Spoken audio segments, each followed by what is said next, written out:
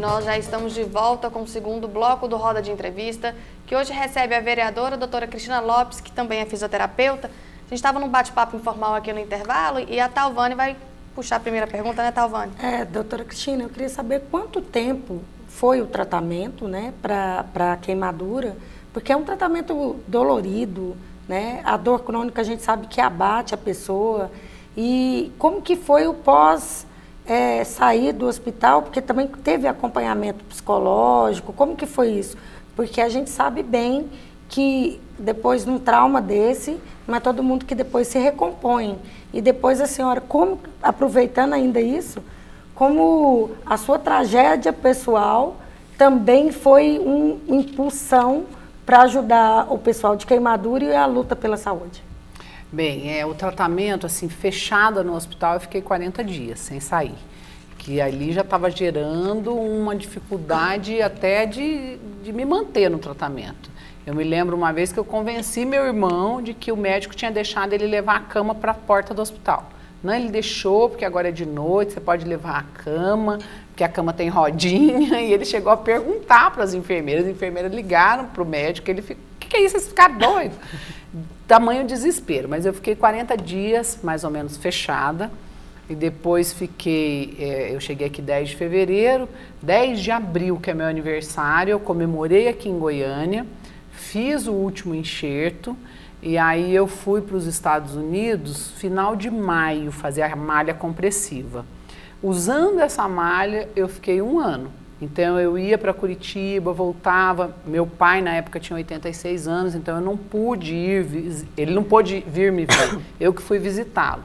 Então fui para a casa do meu pai, e aí eu ia e vinha, sabe? Eu fiquei nesse tratamento total por 2 anos, mais ou menos. As sequelas não são só físicas, elas são psicológicas, elas são sequelas emocionais. Por mais que eu não me lembre da dor, eu não sinta a dor, você tem ela como uma marca em você, não tem como. Né? Tanto que você tem que trabalhar isso para que você não evolua para o medo, para o pânico, né? Porque a tendência de quem sofre um trauma é evoluir para o pânico. Você começa a ficar com medo. No começo você tem medo de pegar fogo no ambiente, você está num carro, você acha que pode bater e pegar fogo. Então você tem essa coisa viva em você. Porque de um dia para o outro sua vida mudou de situação. Então pode acontecer de novo. Então isso tem que ser muito bem trabalhado. A minha terapia eu fiz há algum tempo, mas a terapia mais eficaz é você contar sua própria história. E isso eu tive que fazer demais, porque quando eu vi que não ia ser simples condená-lo, eu fui do programa mais boca de cadeia que você pode imaginar, que era um programa de um jornalista em Curitiba, que ele defendia a pena de morte a gás. A pena de morte dele era assim, você senta um cidadão num cubículo, põe um botijão de gás a não sei quantos metros e solta o botijão. O mesmo botijão mata todos. Você vê o nível. Esse é o Borghetti, que foi até um apocalíptico aí, que falou do Sérgio Moro há 30 anos atrás, né? O Alborguete já é falecido, mas ele tinha esse programa Cadeia, que me ajudou demais. E disso eu fui para Fantástico, eu fui convidada para ir para a Áustria pelo Nick Lauda, e isso gerou Fantástico, o Globo Repórter. Então eu tive, assim, esse apoio da opinião pública através da imprensa. No Brasil é assim, você julga com a opinião pública. Mas antes de começar a participar desses programas de entrevista, que você apresentou sua vida, sua história, houve alguma resistência por parte sua mesmo de querer contar a sua história? Tinha muita dificuldade, né? Eu tinha muita dificuldade. Eu começava a falar, começava a chorar, porque obviamente você se lembra do que aconteceu. E teve um episódio muito delicado, muito difícil para mim nesse processo do júri. Porque um psiquiatra forense que trabalha com casos judiciais, ele me chamou para conversar, ele disse que era muito amigo do promotor e que o promotor, Dr. Fernando Arruda, tinha pedido que ele me avaliasse para, através de mim, avaliar o agressor.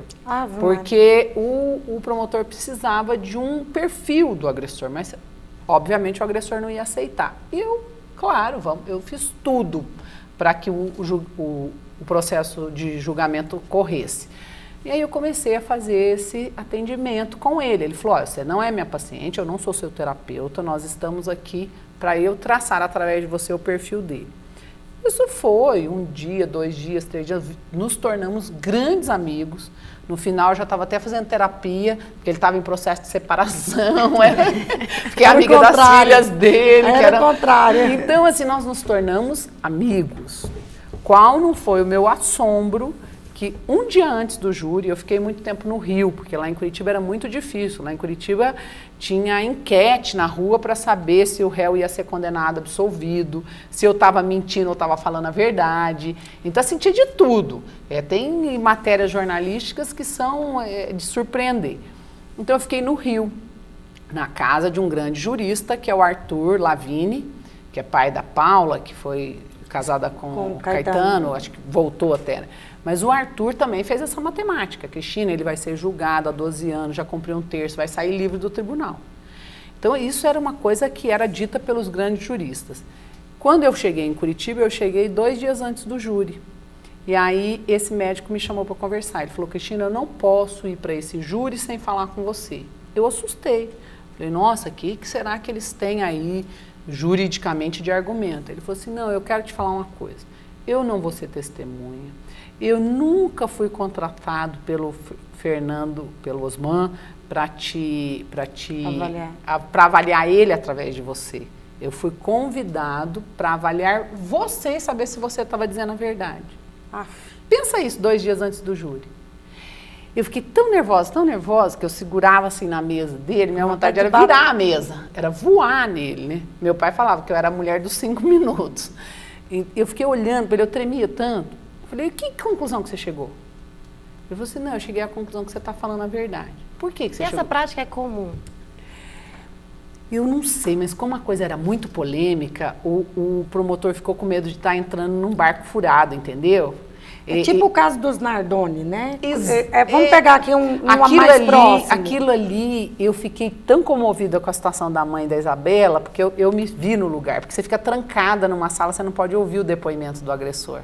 Aquilo é horrível, o que aquela mulher viveu, assim, eu sei bem o que é aquilo. E ela perdeu a filha, né? Eu estava viva, né?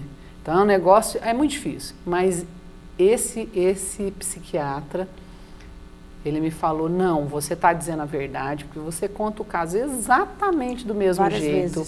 Várias e repetidas vezes, e você se emociona, você chora no mesmo ponto, você engasga no mesmo ponto.